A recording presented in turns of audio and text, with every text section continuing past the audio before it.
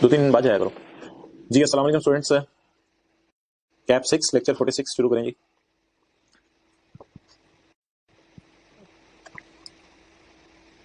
अच्छा भाई,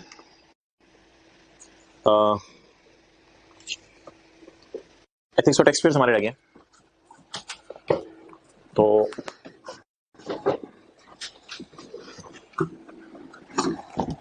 यार ये कुछ ना डेफिनेशंस टाइप्स हैं, इनको जरा देखो। There are 3 approaches to ethics for tax compliance.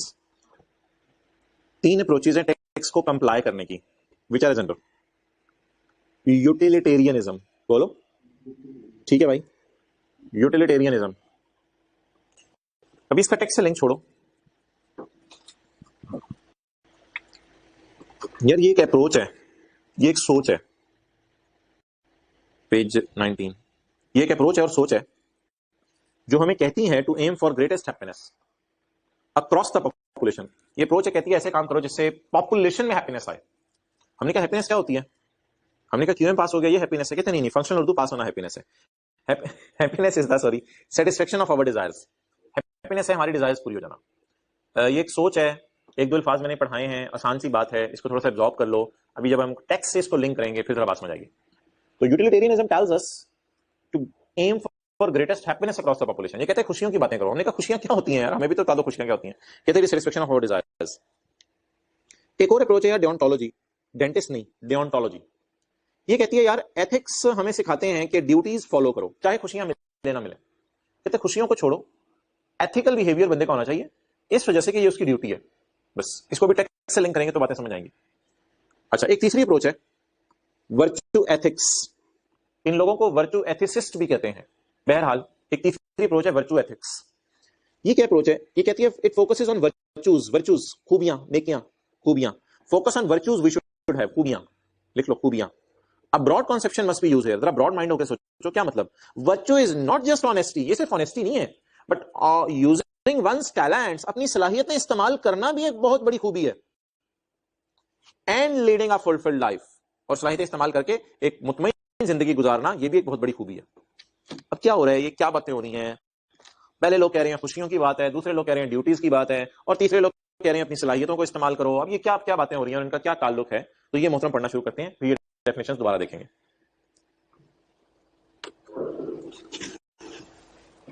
Okay, let's start. For tax payers following utilitarian approach, वो टैक्स पे करने वाले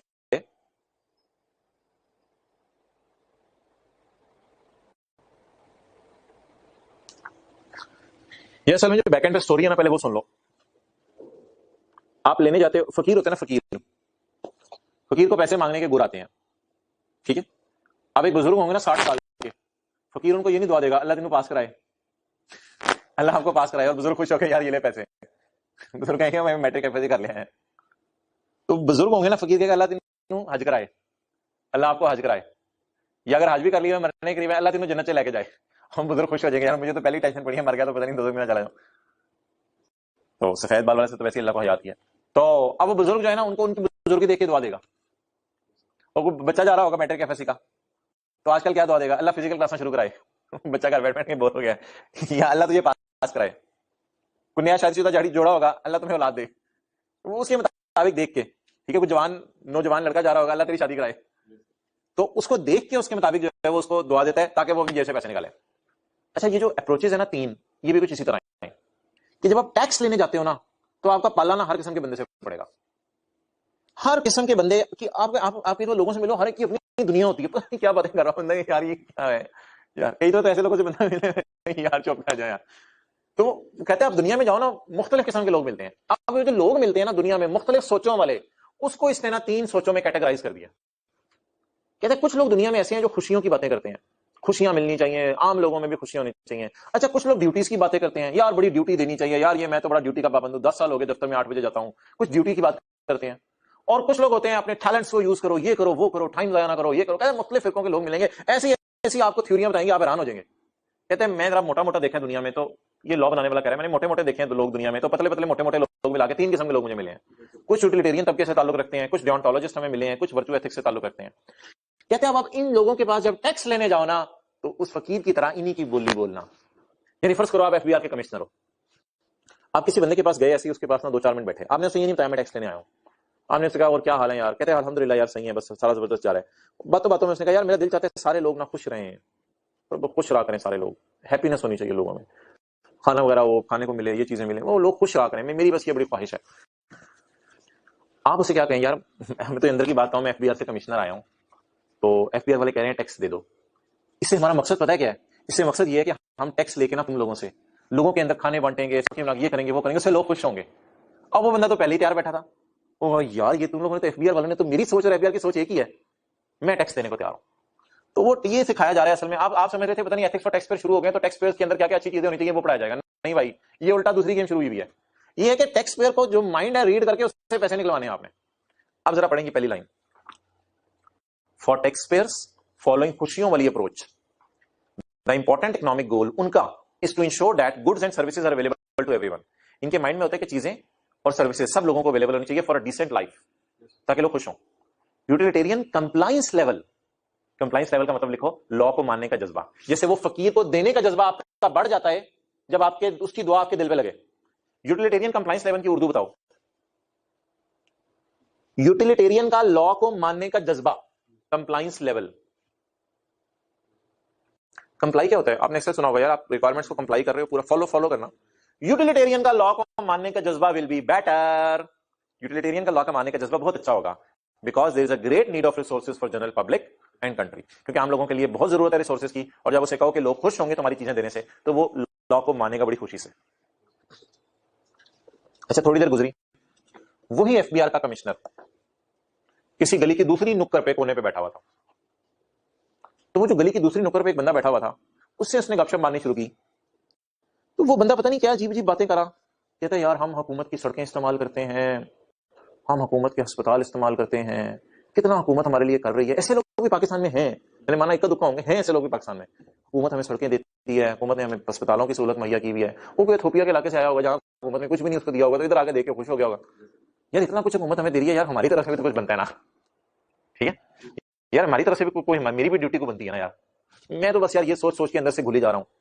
तो उसने कहा यार आपको पता है मैं एफबीआर का कमिश्नर हूं, मैं यार आप क्यों आए हैं, मेरे से टैक्स लेने आए हैं? यार वो नहीं भाई, मैं आपसे टैक्स नहीं लेने आया हूं, मैं आपसे थोड़े बहुत ऐसे पैसे लेने आया हूं, आप हुकूमत को थोड़े पैसे दे दें, क्योंकि ना आप जैसे सोच रहे हैं ना कि लोगों को ड्यूटीज अपनी पूरी करनी चाहिए, तो देखो आपकी ड्यूटी बनती है, सड़कें इस्तेमाल कर रहे हो, अस्पताल इस्तेमाल कर रहे हो, आप भी कुछ अपना हिस्सा डालो। हाँ यार ये बात ठीक है, टैक्स का नाम ना लिया करो, मैं डर जाता हूं उससे, कोई थोड़े बहुत पैसे तुम्हें चाहिए मेरी तरफ से वो ले लो, अगर इस मकसद के लिए ले रहे हो मैं खुशी से तैयार हूं।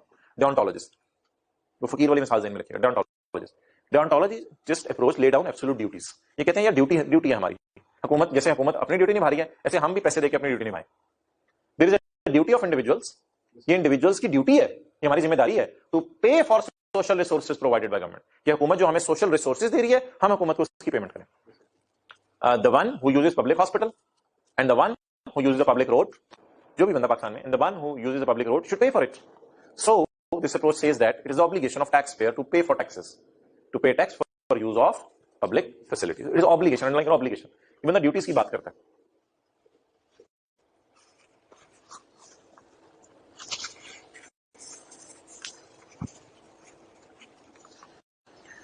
अच्छा,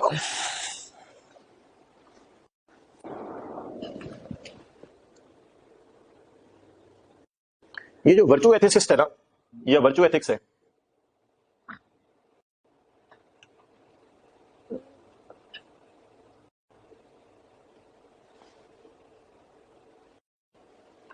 ये वाला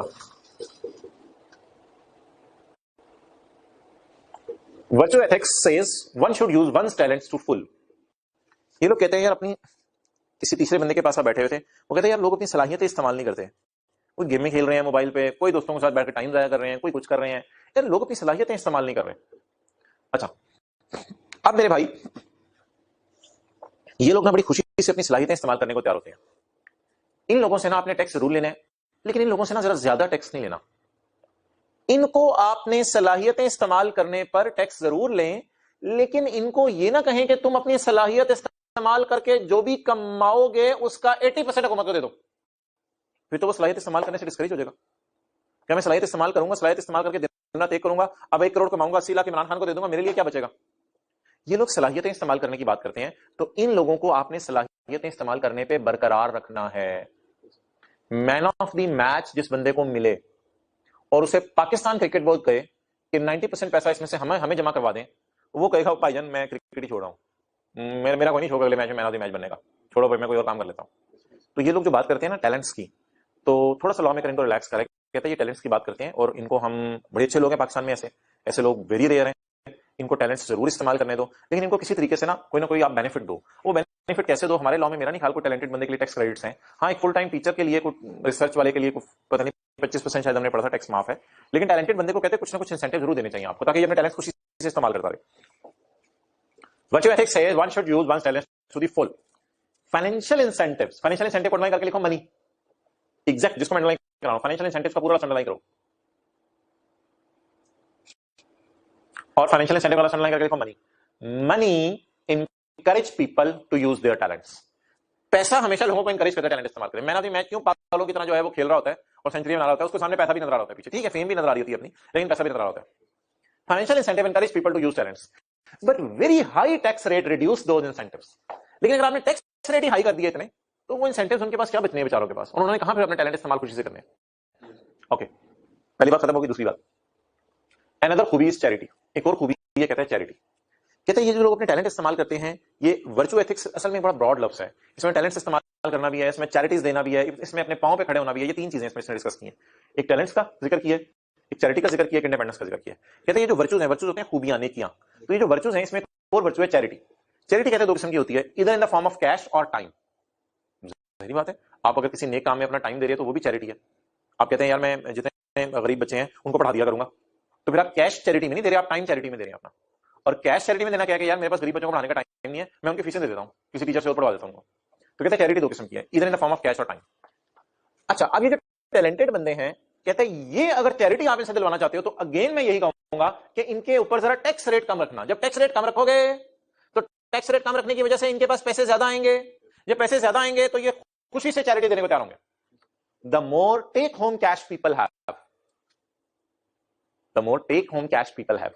टेक होम कैश क्या होता है? ऐसी एक मिसाल दे रहा हूं, ₹1,00,000 डिविडेंड है, 15,000 हुकूमत के पास चला जाएगा, 85,000 टेक होम है, 15% रेट है ना डिविडेंड का। तो ₹1,00,000 डिविडेंड आपने कमाया तो 15,000 हुकूमत के पास चला जाएगा, 85,000 टेक होम कैश है।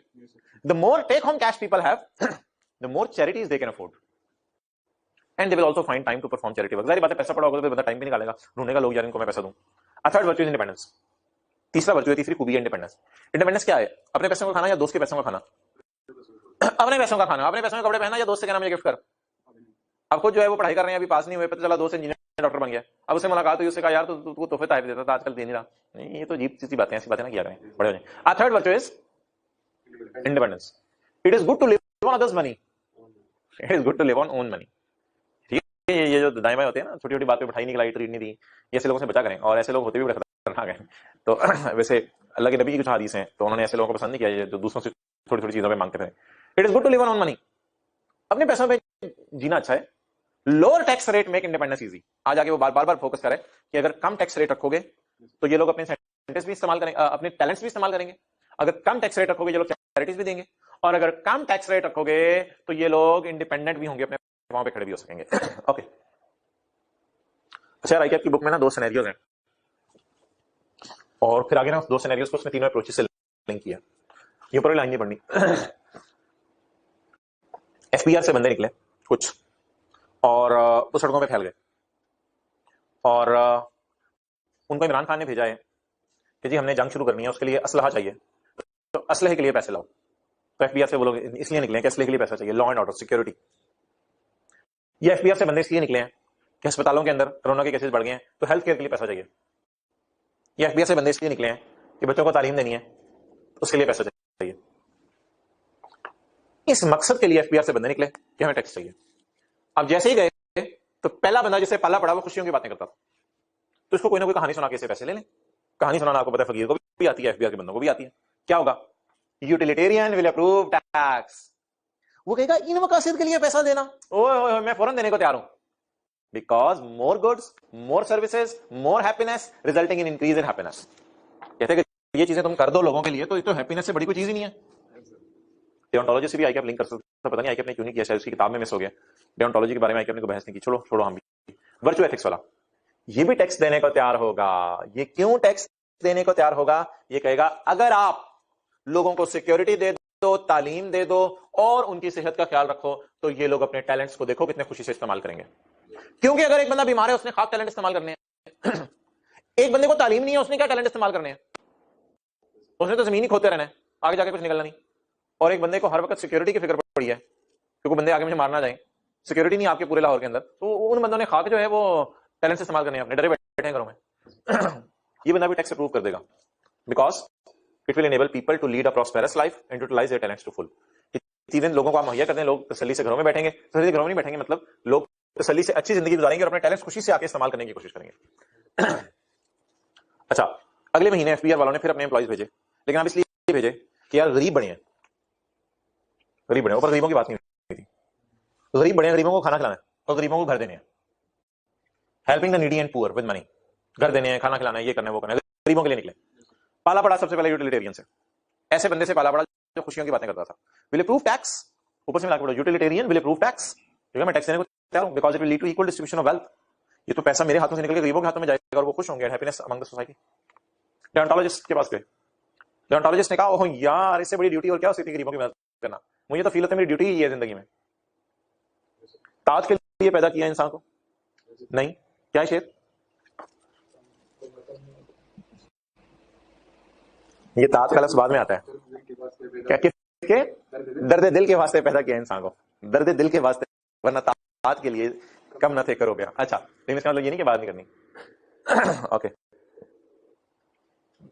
ये जो नमाज रोजा ज़कात है, ये तो इस्लाम के सतून है, सतून नहीं तो इमारत नहीं। जाहिल लोग आजकल कहते हैं नेक काम कर लें, लोगों की हेल्प कर दें, बस ठीक है, इबादत भी छूट गई, नमाज, ऐसी बात बिल्कुल नहीं है। वो जो कुरान के अंदर आते हैं ना, जन्नती और जहन्नमियों का मुकालमा हो रहा होगा, तो वो जो जहन्नुमी है जन्नतियों से मिलेंगे, तो जन्नती उनसे पूछेंगे कि तुम दोज़ख में कैसे चले गए, तो वो दोज़खी बताएंगे कि हम नमाज नहीं पढ़ते थे, ये कुरान में आता है। अच्छा, डेओंटोलॉजी, डेओंटोलॉजी वाले क्या कहते हैं यार? विल अप्रूव टैक्स, ये भी विल अप्रूव टैक्स ही लिख लो, विल अप्रूव टैक्स, ये टैक्स देने को तैयार है, because it is our duty to take care of poor. ये अब क्या साइंस मारेंगे? Will approve tax because taking care of बदकिस्मत इज इटसेल्फ अ नेकी। यहाँ कोई उसने टैलेंट्स का और इंडिपेंडेंस का जिक्र नहीं किया, लेकिन यहाँ वैसे मेरे ख्याल से इंडिपेंडेंस को थोड़ा लिंक कर देना चाहिए था, क्योंकि ये इंडिपेंडेंट हो जाते हैं, अपने पांव पे खड़े हो जाते हैं अगर आप गरीबों की मदद कर दें। और फिर गरीब हुकूमत से जब पैसा आ रहा हो तो इधर उधर से नहीं मांगते, क्योंकि उनको पता है बेनजीर इनकम सपोर्ट फंड के जरिए आपके एटीएम कार्ड पे पैसे आ जाने हैं, तो इसलिए इतनी टेंशन आपको नहीं होती। विल अप्रूव टैक्स, ये लोग भी टैक्स देने को तैयार होंगे, बिकॉज टेकिंग केयर ऑफ बदकिस्मत इज इटसेल्फ अ बहुत बड़ी खूबी। तो यहां उसको इंडिपेंडेंस वगैरह लिख देना चाहिए था, ताकि ऊपर से लिंक हो जाता, लिखा नहीं उसने। ये हो गई भाई linking. Morality for citizens to pay taxes is justified. कहते एंड पे आके मैं ये कहता हूं कि सिटीजंस का टैक्स पे करना जस्टिफाइड है। कहते इतनी लंबी चौड़ी बातें करके मैं पे कंक्लूजन ये निकाल रहा हूं कि शहरियों का टैक्स पे करना जस्टिफाइड है, सो दैट स्टेट हुकूमत is able to provide proper infrastructure, so that state is able to provide level playing field to all, यानी सारे लोगों को इक्वल खेलने का मौका मिलता है। तो एंड पे आके इसने जस्टिफिकेशन अंडरलाइन कर लो, जस्टिफिकेशन दी है कि टैक्स लोगों को देना चाहिए।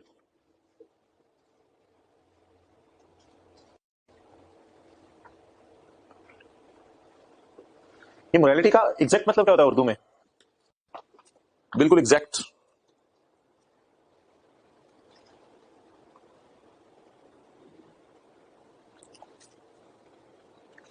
अखलाकियात।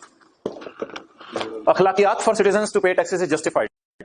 सिटीजंस को अखलाकी तौर पे टैक्स देना चाहिए। अखलाक ये कहते हैं कि टैक्स देना चाहिए।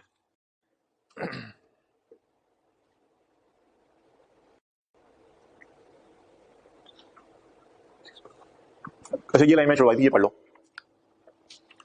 Tax can be used for all purposes and it is clear that what ethicist, ये एथिसिस्ट हैं, utilitarian, deontology, virtual ethicist, what ethicists would say about these purposes.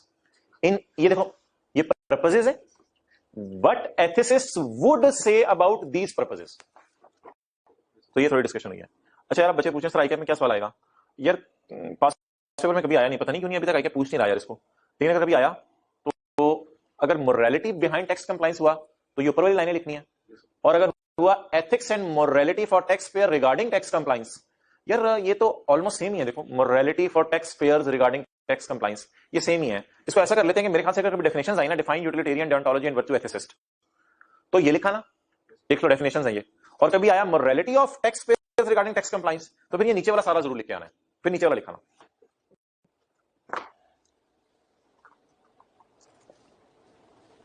Definitions भी है और 3 अप्रोचेस भी इसका नाम है। और अगर कभी ये लसा है पेपर में morality for tax pairs regarding tax compliance पर नीचे वाला,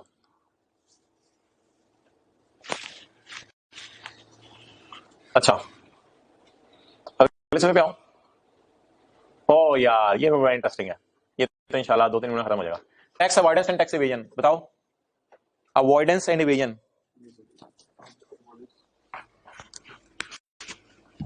यार ये देखो, ये सिग्नल है, ये सड़क है, ये सर्विस लेन है। देखो इधर, आप गाड़ी पे जा रहे हो, इशारा लाल था, आप तोड़ के चले गए।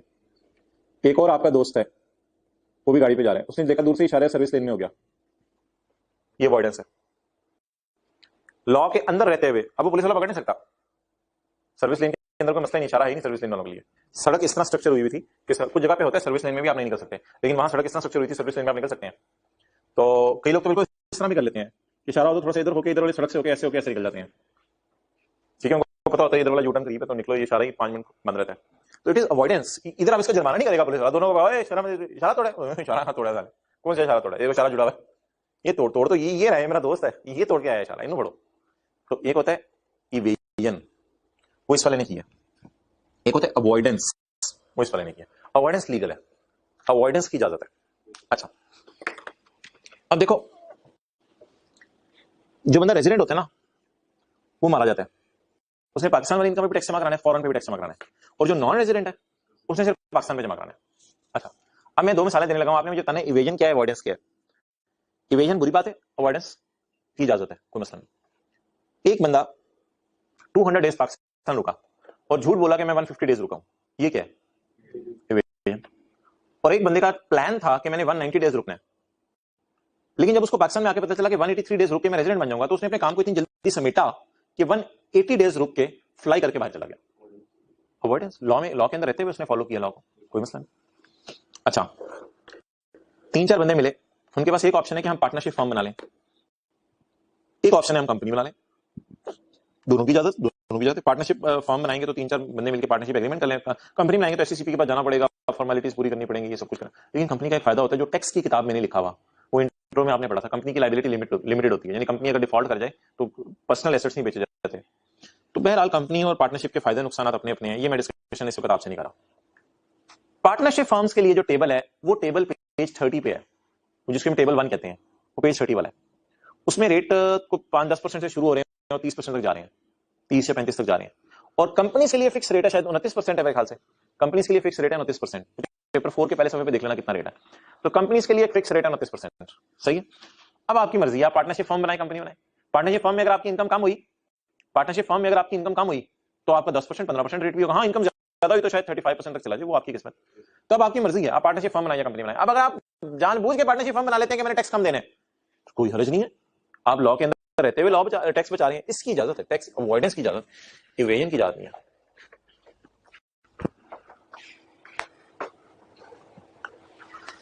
Most people pay their taxes, but not are willing. Most people pay the taxes, but not are willing. लेकिन willing आपको पता नहीं होता, लेकिन पे कर देते हैं फिर भी. So lastly, let's look at whether other forms of behavior can be acceptable. Tax avoidance और tax evasion. Tax avoidance क्या होती है जी? Is the legal use of tax law. Law के अंदर रहते हुए टैक्स बचाना। मैंने आपको 2 मिसालें भी दी हैं। 180 दिन बाद फ्लाई कर गया बंदा और कुछ लोगों ने मिलकर पार्टनरशिप फर्म बना लिया। Tax avoidance is the legal use of law to one's own advantage to reduce the amount of tax payable. ठीक है, for example it is up to tax payer, ये आपकी अपनी मर्जी है, that whether the business is started as a partnership और company. आपकी अपनी मर्जी है यार, पार्टनरशिप के तौर पे काम कर लो या कंपनी के तौर पे काम कर लो, आपकी अपनी मर्जी है, कोई पूछने वाला नहीं। In case of partnership tax rate is lower than that of company. Another example is starting business in a tax free zone. Tax free zone कहां है? सियालकोट में है, जहां पे टैक्स हुकूमत ने माफ किए हैं। ये फुटबॉल वगैरह जो एक्सपोर्ट करते हैं ना, इनको टैक्स वगैरह माफ किए हैं। तो टैक्स फ्री जोन में आप जाके कारोबार शुरू कर दो, इतना आसान नहीं होता। आप कह रहे हो कि सारी फुटबॉल बनाने लग जाए, वो आगे भी डिमांड भी देखनी होती है चीज की। तो बहरहाल अगर आपकी किस्मत है, आप उधर जाके फुटबॉल बनाना शुरू कर दो तो आपके टैक्स माफ है, ठीक। तो अब आपको कोई मना नहीं करेगा कि क्यों यहां क्यों आगे बैठ गए। इवेजन खुद ही पढ़ लो, इवेजन में मैंने क्या पढ़ाना है।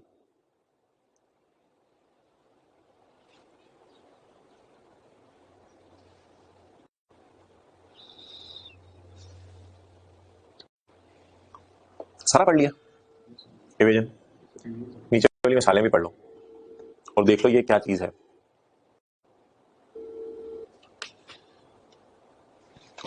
अस्सलाम वालेकुम। अच्छा सर, वो 44 से लेके आप आखिरी तक आप लेक्चर कॉपी कर देंगे। मैं अभी ऊपर लैपटॉप लेके आ रहा हूँ, आधे घंटे में हो जाएगी, मैं कॉपी में हाथ से तो मैं उन्हें पेस्ट कर दूँगा 44 से आगे कैप 7। हाँ यार बोलो। Tax evasion is illegal practice where individuals or these companies unlawfully avoid the payment of tax. In tax evasion, taxpayer जानते बूझते हुए छुपाता है true state of affairs to tax authority, सच नहीं बोलता। It is punishable under the law. For example, concealment of income, income छुपाना, salary कमाई बता ही नहीं रहा, misclassifying income under another head, इधर वाली इनकम उठा के उधर डाल देना, क्लेमिंग एक्सेस डिडक्शंस, ज्यादा खर्चे माइनस करना, क्लेमिंग रॉन्ग टैक्स क्रेडिट। अच्छा सिचुएशन, ए का बिजनेस है जूते बेचने का, उसकी सेल्स है 20 मिलियन, उसने सारा का सारा कैश बैंक लॉकर में छुपा दिया है कि टैक्स वालों को पता ना चले। इवेजन है, अवॉइडेंस तो नहीं है जी। स्पेलिंग किसके गलत लिखे में? अच्छा, फ्रॉम नहीं from, by any asset from this money. Be earn income of ₹50 million, however declared only, declare होता है बताना, हुकूमत को बताना। बी ने 50 मिलियन की इनकम कमाई है लेकिन उसने डिक्लेयर किया सिर्फ दैट इनकम जो कि बैंक से मिली है, तो बाकी पैसे उसे कैश में मिले होंगे। शायद आपको पता है जो डेटर है हमारे कई बैंक में पैसे देते हैं कि कैश में। However the remaining amount, remaining होगी 14 million, has been hidden in bank account, छुपा दिया था कि टैक्स वालों को पता ना चले। ये क्या है? इवेजन। सी ने 50 मिलियन कमाया है, however he recorded 37 million expenses using legal tax, उसने लॉ के अंदर रहते हुए इतनी खूबसूरती से खर्चे रिकॉर्ड किए कि खर्चे उसके 37 मिलियन बन गए हैं, लॉ के अंदर रहते हुए, वायलेशन कोई नहीं की। कई दफा ना लॉ में कॉमा लगा होता है, फुल स्टॉप लगा होता है, तो लॉयर जज बड़ी बारीक बारीक चीजें बीच में से निकालते हैं, तो उसने ऐसी बारीक बारीक चीजें निकाल के खर्चे 37 मिलियन पे रिकॉर्ड कर दिए। Tax avoidance which is legally permissible, कोई मसला नहीं। तो ये अलग से ना इंडिपेंडेंटली एक सवाल आता है पेपर में, अवॉइडेंस 1-2 नंबर की डेफिनेशन, इवेजन की डेफिनेशन, और फिर उसकी एग्जांपल्स हैं, इसकी भी 2-3 एग्जांपल्स हैं, इसकी भी है। ये नीचे वाली एग्जांपल्स नहीं है, ये तो ऐसे उसने सिनेरियो बनाए हैं, एग्जांपल्स इसी के अंदर छुपी हुई हैं। ये देखो, कंसीलमेंट ऑफ इनकम, मिसक्लासिफाइंग इनकम, ये एग्जांपल्स हैं। एग्जांपल्स पेपर में आ जाए, ये ना कहना क्लास में पढ़ी थी, ये वाली एग्जांपल्स 1 2 3 करके लिखाना, मिसक्लासिफाइंग इनकम, क्लेमिंग एक्सेस डिडक्शंस। अच्छा यार, ये आप अप्रोचेस से लिंक करो, इसको अप्रोचेस से लिंक करो। यार एक बात तो याद रखना, इवेजन का तो जिक्र नहीं करना तीनों में, इवेजन तो बुरी चीज है, तो तीनों बंदों को मैं सामने रखने लगा हूं, यूटिलिटेरियन, डियोंटोलॉजिस्ट और वर्चुअल एथिसिस्ट, और अवॉइडेंस पे थोड़ी बात कर लेते हैं। इवेजन की डिस्कशन करने की जरूरत नहीं है। यूटिलिटेरियन कौन है यार? Utilitarian concerned with aggregate welfare, aggregate खुशी, happiness. Utilitarian concerned with aggregate खुशी, happiness, might be willing for tax avoidance. ये टैक्स अवॉइडेंस में विलिंग होगा। विलिंग क्यों होगा? अवॉइड होता है बचाना यार, बचाने में क्यों नहीं विलिंग होगा? विलिंग होगा बचाने में। If the tax is avoided, wealth is kept in private sector. ये पता क्या कहेगा लोगों को? ये लोगों को कहेगा यार लोगों तुम टैक्स बचाओ, टैक्स बचाने से वेल्थ प्राइवेट सेक्टर में रहती है, तुम्हारे पास ही पैसे रहते हैं, तो जब पैसे तुम्हारे पास रहते हैं तो तुम्हें खुशियां मिल जाएंगी। इस वजह से ये टैक्स बचाने में इंटरेस्टेड होगा। बचाने में तो यार कोई हर्ज नहीं है, गलत काम तो नहीं कह रहा। अच्छा यार, ये आगे बड़ी मजे की चीज है।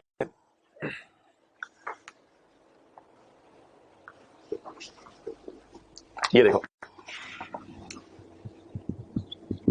रिच क्लास टैक्स एक्सपर्ट्स को हायर कर सकती है, पुअर क्लास ने तो टैक्स नहीं देना, पुअर क्लास ने टैक्स नहीं देना। Middle class can not hire experts, क्योंकि एक्सपर्ट्स की जरा फीस ज्यादा होती है ना। जिसे आप कहते हो यार हम ये बंदा है पता नहीं बाहर के मुल्क में इलाज कराने गया हुआ है, तो वो डॉक्टर भी एक्सपर्ट वाले हायर कर लेता है। मिडिल क्लास इधर इलाज करवा रही है पाकिस्तान में, मिसाल लिख दे रहा हूं। तो rich class tax experts hire कर लेती है और मिडिल क्लास एक्सपर्ट हायर नहीं कर सकती। तो ऐसी एक बहस बीच में कर रहा है, कोई कंक्लूजन नहीं ड्रॉ किया उसने, एक बहस करके ना ओपन बात छोड़ दी। यूटिलिटेरियन कहता है यार मुझे तो लग रहा है खुशियों का इम्बैलेंस क्रिएट हुआ है, कहते खुशियों का इम्बैलेंस क्रिएट हुआ है। मैंने कहा कैसे? कहते रिच क्लास को टैक्स एक्सपर्ट्स हायर करके टैक्स ज्यादा बच रहा है, टैक्स सेव हो रहा है। डू नॉट सेव टैक्स, ये लोग टैक्स बचा नहीं पा रहे क्योंकि ये एक्सपर्ट्स को हायर नहीं करते।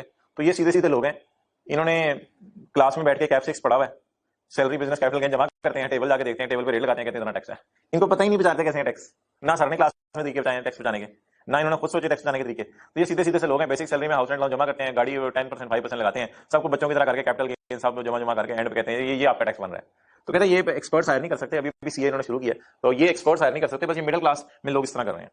कहते हैं आप एक पलड़ा लो जिसमें रिच क्लास को मिलने वाली खुशियां रखो। क्यों खुशियां रखो? क्योंकि ये टैक्स सेव कर रहे हैं। और दूसरा पलड़ा लो, उसमें मिडिल क्लास को मिलने वाले गम रखो। क्यों गम? इसलिए मिडिल क्लास गम में है कि काश ये भी एक्सपर्ट्स को हायर करते हो टैक्स सेव करते। वो जो अमीरों वाला पलड़ा है जिसमें खुशियां रखी गई हैं और जो गरीबों वाला पलड़ा है जिसमें गम रखे गए हैं, ये दोनों बराबर नहीं होंगे कि इधर खुशियां इधर गम में बराबर हो गया, कॉन्ट्रा हो गया, नेट हो गया। नहीं, मिडिल क्लास पाकिस्तान में ज्यादा है, कहता है गम ज्यादा होंगे और खुशियों वाला पलड़ा ऊपर झुक जाएगा और गमों वाला पलड़ा नीचे चला जाएगा और ये खुशियों का इम्बैलेंस क्रिएट हो जाएगा। कहते हैं मुझे बड़ी अजीब सी ये चीज लग रही है।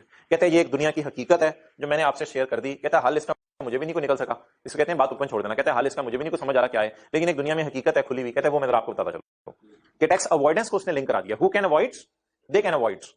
ये चाहे भी तो अवॉइड नहीं कर सकते क्योंकि इनको लीगल टैक्टिक्स ज्यादा नहीं आते। तो इस बात की ना कोई कंक्लूजन नहीं निकाली उसने, एक बात करके ओपन छोड़ गया। पढ़े फिर उसके बाद वो नोट कर लीजिएगा अगर वो उधर वाला करना हुआ। Uh utilitarian says that charging tax will put more burden on middle class. Tax लगाने से बर्डन किस पे पड़ जाता है? मिडिल क्लास पे। Who can not afford hiring, who can not afford hiring tax lawyers, क्योंकि वो लोग टैक्स लॉयर्स को हायर नहीं कर सकते। The dissatisfaction of middle class को मिलने वाले गम will be more as compare to satisfaction achieved by rich class. आगे लिखो by hiring experts and saving tax, ताकि व्हाइट बोर्ड वाला लिखना ही ना पड़े आपको।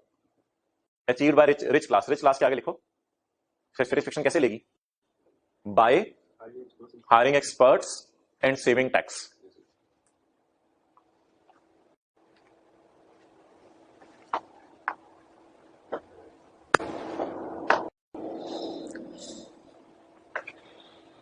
Next,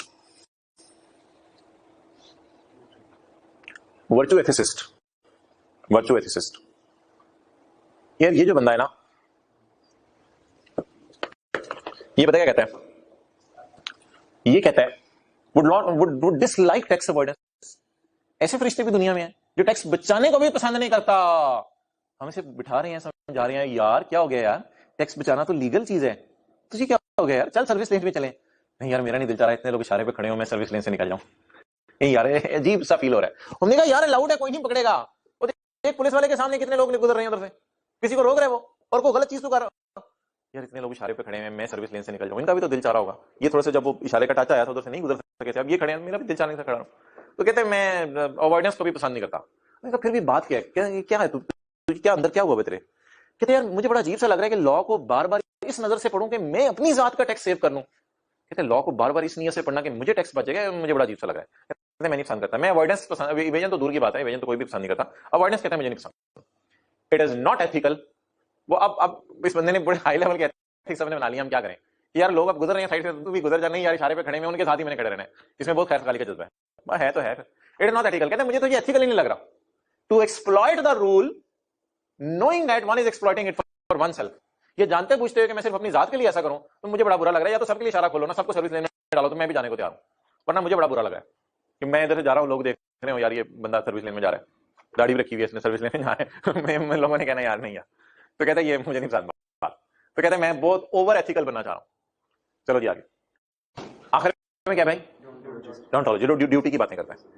he will not favour tax avoidance. ये भी बहुत ज्यादा नेक बन रहा है, ओवर। कहते हैं मुझे नहीं, मुझे टैक्स बचाना मुझे नहीं पसंद, बट माइट नॉट कंडेम्नेट। लेकिन इतनी बुरी चीज भी नहीं है, कहते हैं ये दरमियान में है।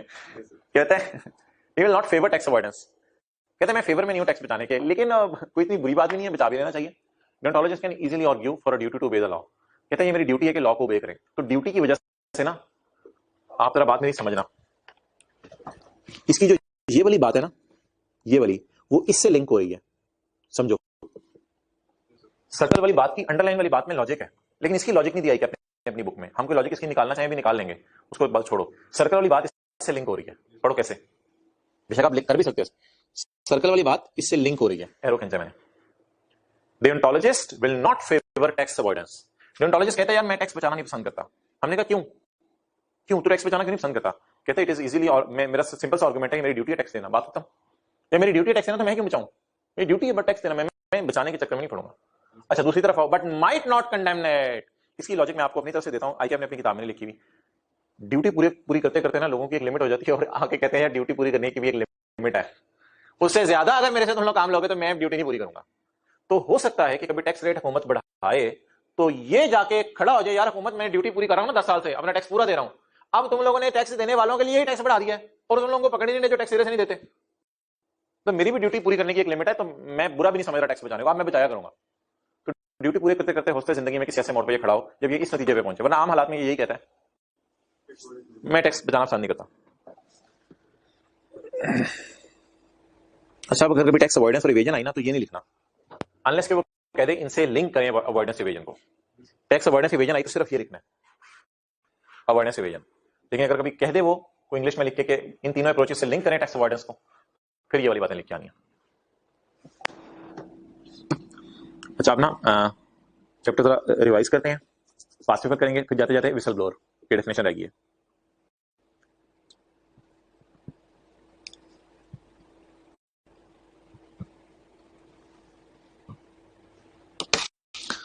अच्छा यार, अभी ना मैं सोच रहा हूँ, मैंने फाइनल नहीं किया, मैं सोच रहा हूँ शायद कल आपको कोई न्यूमेरिकल करा दूं। अगर मैंने न्यूमेरिकल करवाना हुआ तो आप देख लीजिएगा, लेक्चर के नीचे एक पीडीएफ की फाइल अपलोड हुई होगी न्यूमेरिकल की, तो वो न्यूमेरिकल इंशाल्लाह फिर हम कल की क्लास में करेंगे। और अगर फिलहाल मैंने सोचा न्यूमेरिकल नहीं करवाना तो फिर आज की क्लास के साथ कोई फाइल अपलोड नहीं हुई होगी, तो जैसे ही लेक्चर खत्म हो तो नीचे देख लीजिएगा पीडीएफ की फाइल अपलोडेड है। अगर अपलोडेड है तो फिर वो सवाल ट्राई कर लीजिएगा, ताकि फिर कल जब मैं क्लास में कराऊं तो आप करके आए हों। अच्छा,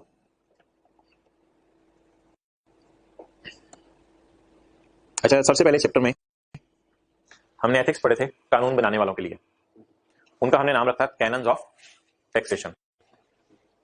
ये बात होगी कानून बनाने वालों की। फिर एथिक्स है चैप्टर में टैक्स पेयर्स के लिए, इसमें 3 अप्रोचेस पढ़ी हैं। और अगर कभी ये फिक्र आ जाए कि 3 अप्रोचेस के साथ आप बताएं कि ethics and morality regarding tax compliance, इनका टैक्स मानने, टैक्स लॉ को फॉलो करने का जज्बा कितना है, तो वो फिर हमने डिस्कस किया था। टैक्स ये अल्फाज पेपर में आएंगे, फिर ये नीचे वाली बातें आपने लिख के आनी है। नेक्स्ट, उसके बाद हमने पढ़ा था अवॉइडेंस और इवेजन क्या है, और फिर नीचे इन 3 अप्रोचेस को हमने लिंक किया। इसके बाद हमने पढ़ा था एफबीआर वालों के लिए भी कुछ एथिक्स है। ये खत्म हो रहा है चैप्टर 3, पेपर के आखिरी दिन तक मैंने इसमें से कुछ नहीं कराना, तो फिनिशिंग टच दिया जा रहा है। एफबीआर वालों के लिए कौन से एथिक्स हैं, उसमें थोड़ी सी तमहीद बांधी थी कि एफबीआर वालों को कौन सी पावर्स अवेलेबल है। अगर 2-3 नंबर का सवाल आ गया कि एफबीआर वालों की कौन सी पावर्स हैं, तो ये पावर्स याद कर लेना। अच्छा, उसके बाद अगर पावर्स को मिसयूज करें, मिसयूज का लफ्ज अंडरलाइन कर लें, अगर पावर्स को मिसयूज करें तो फिर लोगों की जायदाद का नुकसान होता है और लोग जेल में भी जा सकते हैं।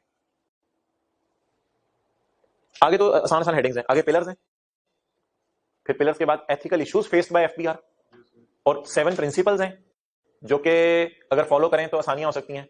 उसके बाद रिस्पॉन्सिबिलिटीज हैं, पिलर्स और रिस्पॉन्सिबिलिटीज को मिक्स नहीं करना, पिलर्स 4 हैं, रिस्पॉन्सिबिलिटीज 10-11 लिखी हुई हैं, 10 लिखी हुई हैं। इसके बाद एथिक्स फॉर टैक्स प्रैक्टिशनर्स हैं, सीएस और लॉयर्स के लिए, वो 5 हैं। चलो जी, past papers.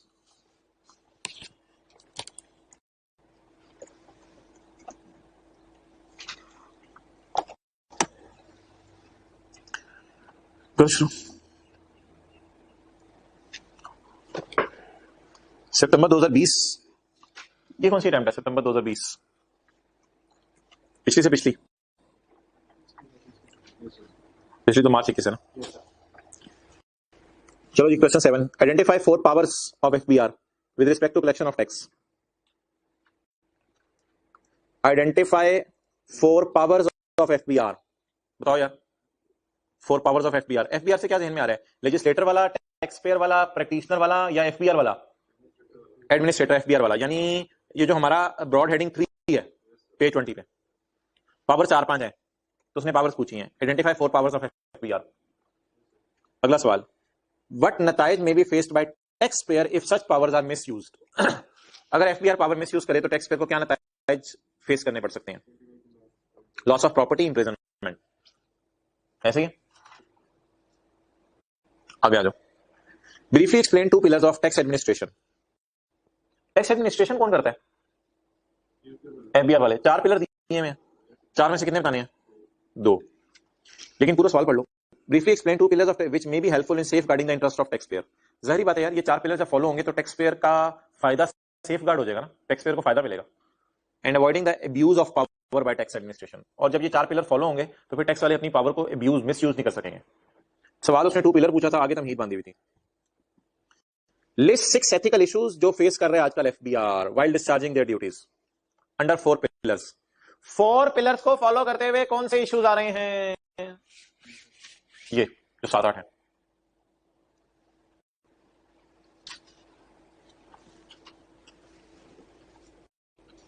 List question 6, list 7 responsibilities of administrators. ये कौन है? एफबीआर वाले। 7 रिस्पॉन्सिबिलिटीज, 7 रिस्पॉन्सिबिलिटीज पेज 22 पे 10 आ रही हैं, उसमें से 7।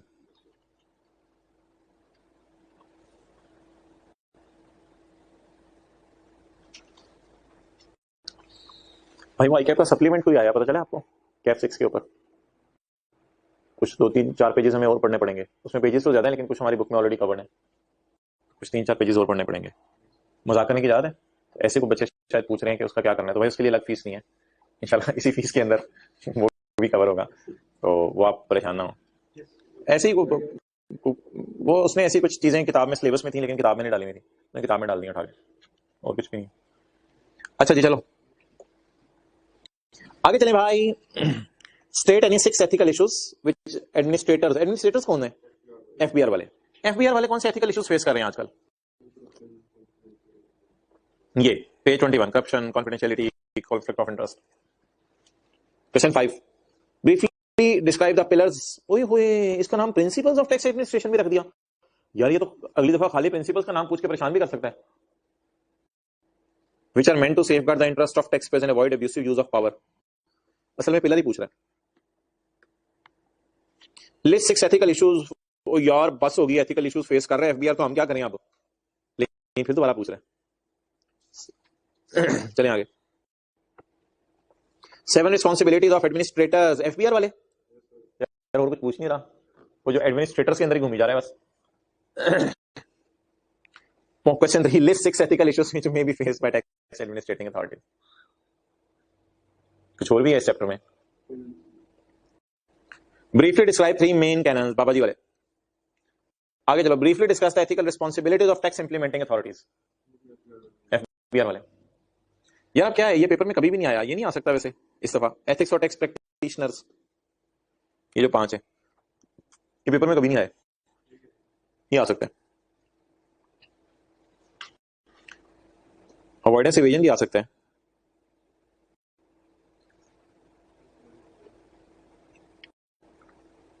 कि उनको डिफाइन करें, उनकी एक एग्जांपल दें। चलो जो आएगा वो मुझे बता देना बहरहाल। अच्छा जी चलें जी।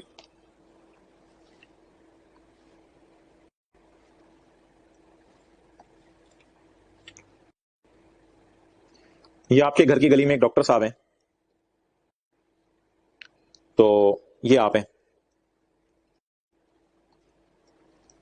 आपने FBR को शिकायत लगा दी कि डॉक्टर साहब टैक्स जमा नहीं कराते, तो आपका नाम पड़ जाएगा विसल ब्लोअर। ये अच्छे मानी में आपने नाम लेने, ये नहीं समझना कि विसल ब्लोअर कोई गंदा बच्चा होता है, ये अच्छा बच्चा है। अब आप अच्छे बच्चे हैं FBR की नजर में क्योंकि आपने विसल ब्लो करने की हिम्मत की है, आपने शिकायत लगाई है। पढ़ें, डेफिनेशन ये कभी आई नहीं लेकिन आ सकती है। Whistle blower means a person से मुराद नीचे अपने आप को देखें, अ पर्सन हु रिपोर्ट्स कंसीलमेंट। आपने रिपोर्ट कर दिया, आपने बता दिया क्या कंसीलमेंट, के लोग टैक्स छुपा रहे हैं। हु रिपोर्ट्स कंसीलमेंट, ये देखना यार, देखना जरा इधर, इसमें से करंट आ रहा है। अच्छा, हु रिपोर्ट्स कंसीलमेंट,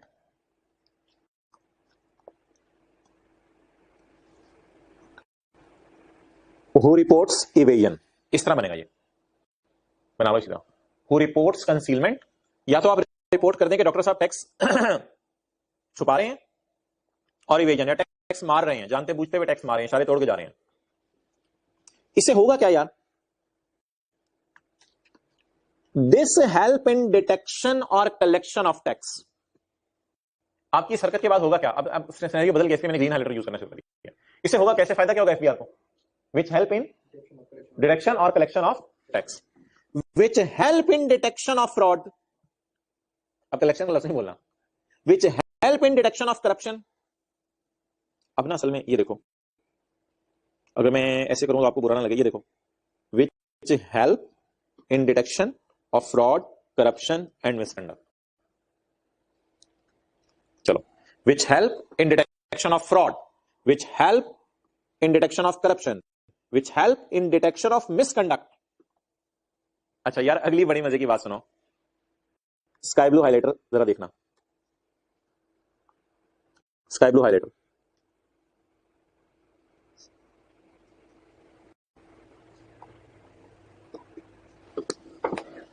क्या मैं इस बंदे को कह सकता हूं he is a person who reports concealment to the competent authority.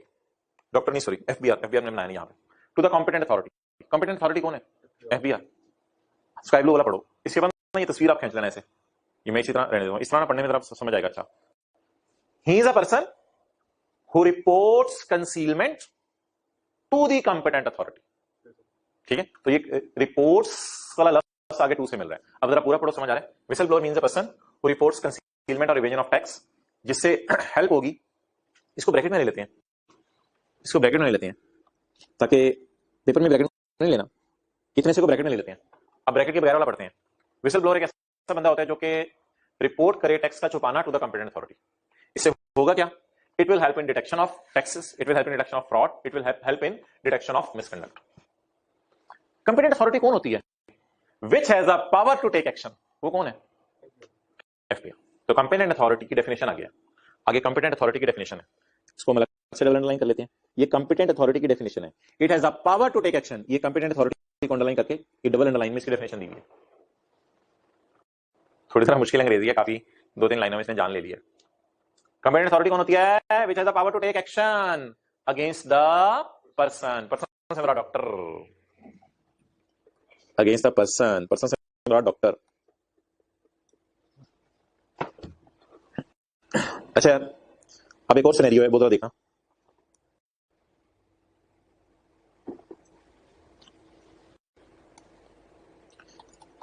ये एफबीआर है,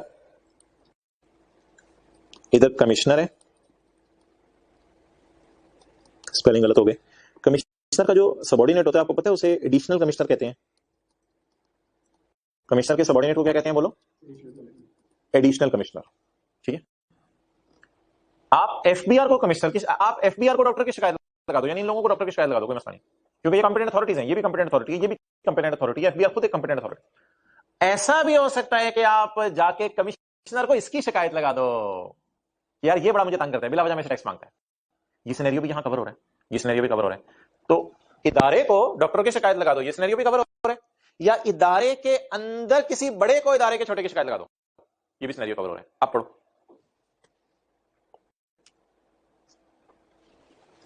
whistle blower means a person who reports tax का मारना या टैक्स का छुपाना to the competent authority which has the power to take action against the doctor और against income tax authority. ये additional commissioner is an income tax authority, ये income tax वालों का ये एक नौकर है। तो एफबीआर वाले आज याद रखना, डॉक्टर के खिलाफ भी एक्शन ले सकते हैं और अपने एम्प्लॉय के खिलाफ भी एक्शन ले सकते हैं। यार ये डॉक्टर और ये एम्प्लॉय कर क्या रहे थे? दे वर कमिटिंग फ्रॉड, दे वर कमिटिंग करप्शन, दे वर कमिटिंग मिसकंडक्ट और इन्वॉल्वड इन कंसीलमेंट और इवेजन ऑफ टैक्स। ये लोग जुर्म क्या कर रहे थे? ये वाला जुर्म कर रहे थे। तो बोलो एक्शन किस किसके खिलाफ लिया जा सकता है? इसको अंडरलाइन करके, नंबर 1 डॉक्टर के खिलाफ, नंबर 2 इनकम टैक्स अथॉरिटी के खिलाफ, और इसको फिर अगेन ब्रैकेट में ले लो। ये लोग कर क्या रहे थे जुर्म? कमिटिंग से लेके एंड तक, they were committing fraud, they were committing corruption, they were committing misconduct, they were involved in concealment or evasion of tax। वो वही वाली ऊपर वाली बात शायद दोबारा लिखी है इसने, तो टेबल मिलती जल्दी कीजिए। अब जरा पूरा पढ़ो, क्या खिचड़ी बनी है। विसल ब्लोअर एक ऐसा बंदा होता है, उर्दू में देखते रहना साथ साथ। विसल ब्लोअर एक ऐसा बंदा होता है जो टैक्स का छुपाना या टैक्स का मारना बताता है तो मैं नीचे आ गया, reports to the competent authority, जो बताता है टैक्स का मारना या छुपाना कंपिटेंट अथॉरिटी को, जिसके पास पावर होती है कि वो एक्शन ले सकें उस बंदे के खिलाफ, डॉक्टर या किसी अपनी अथॉरिटी के खिलाफ, जो लोग फ्रॉड कर रहे थे, करप्शन कर रहे थे, मिसकंडक्ट कर रहे थे या टैक्स मार रहे थे।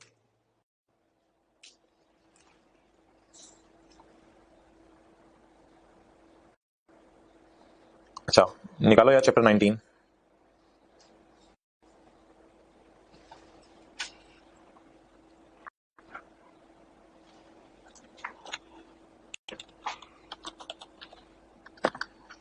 एम्प्लॉय शेयर स्कीम तो नहीं भूल गया?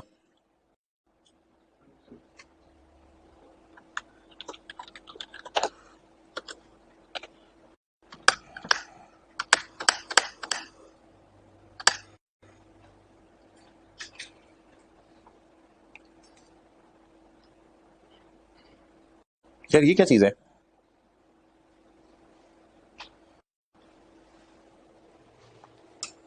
एक ऑप्शन है हमारे पास 20,000 शेयर खरीदने की यकम मई को। आगे ना पढ़ो, आगे ना पढ़ो यार, ये किताब का पेज है 376.6। मैंने कहा जरा ऐसी एम्प्लॉय शेयर स्कीम आपको रिवाइज करा दूं, 1-2 मिनट बचे थे।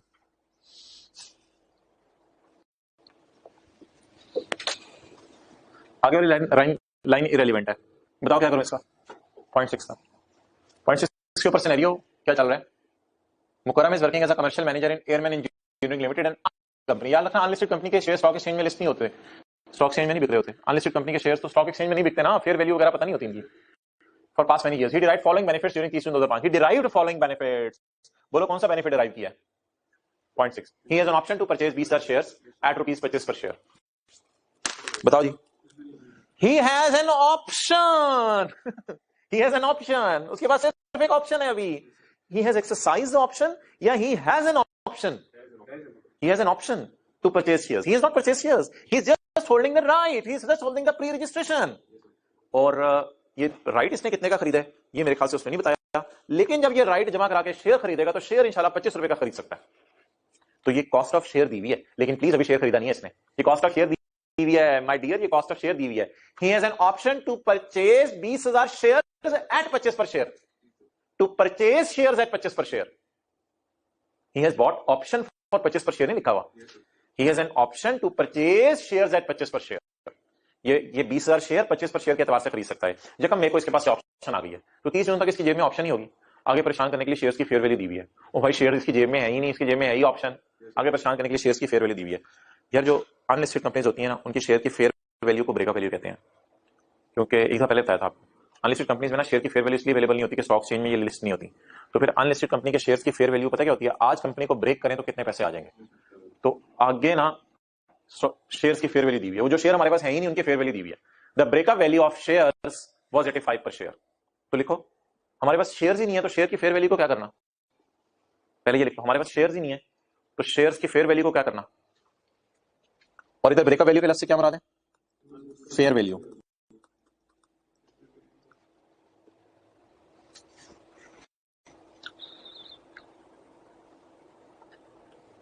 यार ऐसा ना कहते हैं डेटा अवेलेबल है तो fair market value of share minus cost of share gain गुण निकाल देते हैं सैलरी का।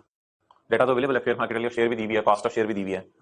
और यार इसकी जेब में ऑप्शन है, मैं कैसे शेयर जेब में जिसने उसने कंपनी का मालिक बनना है उस दिन वो बात फिर करो। तो मैं he has just an option to purchase 20,000 share. आई कैपिटल भी काम करता है, इसको इग्नोर करना। ठीक है, ओवर। अस्सलाम वालेकुम।